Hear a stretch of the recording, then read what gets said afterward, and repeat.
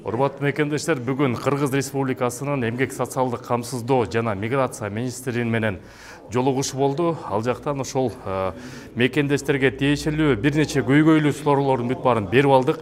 Эртең Кудай буйрса биздин министр Равшан Азатович Россия Федерациясындагы Евразия экономикалык бирикменин өкүлдөрү менен жолугат. Андан тышкары Ички иштер министринин миграция жаатында өкүлдөрү менен жолугуп туруп, ошо көйгөйлүү вопростордун баарын берип, ошо сиз менен биздин үнүбүздү Кудай буйрса жеткизет.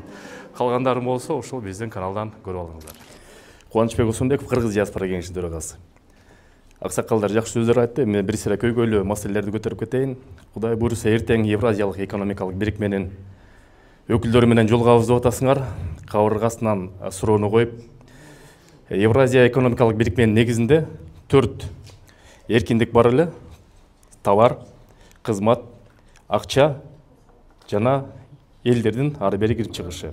Ошону бүгүнкү күндө 3 иштей элек, бирөө эле иштеп атат. Товарыбызды казактар кармап атат.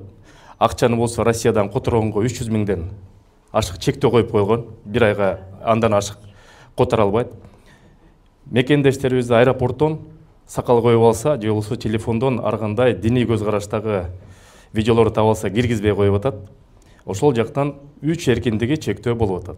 Эртең күнү жолуксаңыз, Кудай буйрса, ошол маселени көтөрүп туруп, Евразия экономикалык бирикменин өкүлдөрүнө, анын ичинде кыргызстандыктарга ошол шарттар кандай болот себеп деген бизде диаспорага дагы мамлекеттин өкүлдөрүнө да кайрылып атат.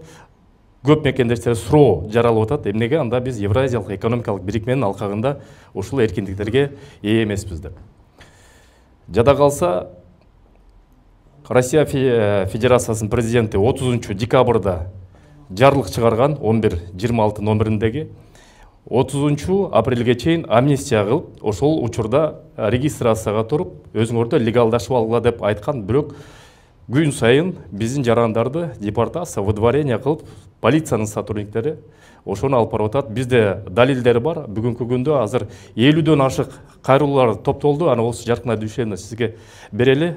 Телефон номерлери менен, баары менен сүйлөшүп туруп, ошо фактылардын бүт баарын силерге берели. Жада калса, ошо президенттин указына дагы полиция кызматкерлери моюн бербей атат. Урматтуу мекендешим, Кыргызстанга баарыбыз эле тыйын которобуз, бирок ошол тыйынды утуу менен которолу. Кыргызстандын банк компаньон эң жакшы акция уюштуруп атат. 3 айда бир жолу тыйын которгондун арасынан 6 кишиге 50 миң рубльдан белекке тыйын берип атат.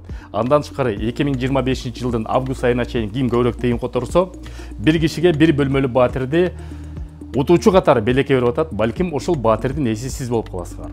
Тыйын которулгондо Астрасен системасы аркылуу, Сбербанктан, Тинькофф банктан жана Мир привилегии приложениясы аркылуу мекен деген промокодду киргизип которсоңуздар, дагы утуш менен которосуңар. Эң негизги шарт компаньондун же кошелегуна, же картасына тыйын түшүш керек.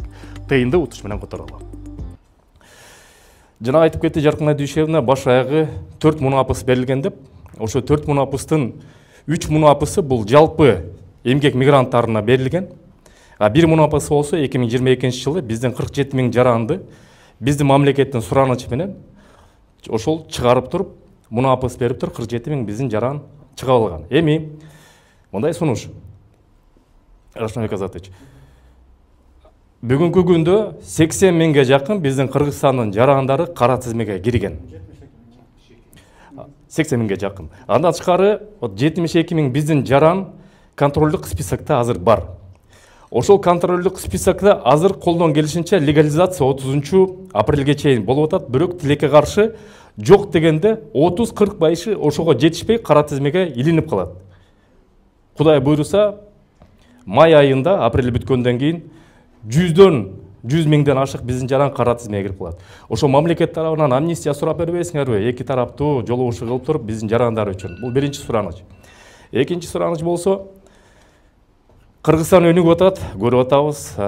Өткөндө президенттин пресс катчысы Асхат Алакөзов өзүнүн Facebook баракчасында бир жакшы жаңылык чыгарды. Абдан сонун мекендештерге майдай жакты. 18-99 номерине чалгыла. Ошол жакка чалсаңар жумуш менен камсыз болосуңар. Себеп деген строитель сектору өсүп атат. Швейный сектор өсүп атат. Биз өзүбүз мекендештер ошого келиштегиле деп. Эми ушул эки нерсени көп мекендештер байланышып албай атат, чала албай атат. Миграция министрлигинин алкагында бир единый колл-центр түзүп туруп, балким биздин мекендешибиз депортация болуп, же болбосо Кыргызстанга барам деп ниеттенип атса, Жалал Абадтан болобу, Баткенден болобу, Ысык көлдөн болобу, ар бир районунун өзүнүн жергесин ошол бир колл-центрге чалтырып, ошол жерден жумуш орундары бар, бирок каяка барышы бербейт. Ошо бүт Кыргызстандагы жумуш орундарын бүт барын бир базага киргизип туруп, ошонун негизинде биздин мекендештер Кыргызстанга айтканда ушул жумуш орундары болот эле деген, чалсаңыздар болот эле деген бир единый колл-центр болсо абдан жакшы болмок. Себептен азыр вот биздин жарандар айтып атты, аксакал айтып кетти. Кыргызстанга кайткан 100дөн ашык мекендештер бар, бирок жигитибиз оңдоп кетти. Алар депортация болгондор. Көп мекендештер бул жер Россия жергесинде Кыргызстанга жумуш орун жоктугунан эмес, бул жерге киндик байлап алгандар бар. Кредит алып алгандар бар, машинени кредитке алгандар бар, үйлөрүн кредитке алып алгандар бар. Ошо жаатынан вот эки маселени көтөрүп чоң деңгээлде чыгарып берсеңиз, анда биздин ишеничти аткарабыз.